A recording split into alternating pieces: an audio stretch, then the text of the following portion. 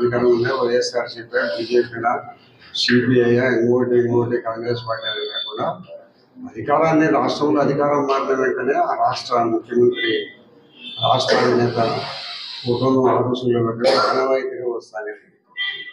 ఇప్పుడు మన పొద్దుటూరులో ఏదో చైర్మన్ వైఎస్ఆర్సీపీ ఉంది కాబట్టి ముఖ్యమంత్రిని పెట్టకూడదు అనేది మన పొద్దుటూరులో ప్రత్యేకంగా మాట్లాడుతున్నాం. ఇక్కడ లేదు, మనకి ఇష్టం ఉన్నా ఇష్టం లేకపోయినా కూడా ఫోటో ముఖ్యమంత్రి గారి ఫోటోలు అనేది ఆనవాయితీగా వస్తాయని ఒక ట్రెడిషన్. ఆ ట్రెడిషన్ కాదని మా వైఎస్ఆర్సీపీ మున్సిపల్ చైర్మన్ ఉంది కదా, ఆ అమ్మ దాంట్లో ఎట్లా పెడతారనేది కరెక్ట్ కాదు. రాష్ట్రానికి ముఖ్యమంత్రి చంద్రబాబు నాయుడు గారు, వాళ్ళు గతంలో పెట్టుకున్నారు కదా, వాళ్ళని పెట్టినప్పుడు ఎవరేం మాట్లాడలేదు, మేమందరం కూడా మాట్లాడలేదని. ఫోటోలు ఉన్నాయా తీసినారని కూడా మేము మాట్లాడలే, పట్టించుకొని కూడా లే.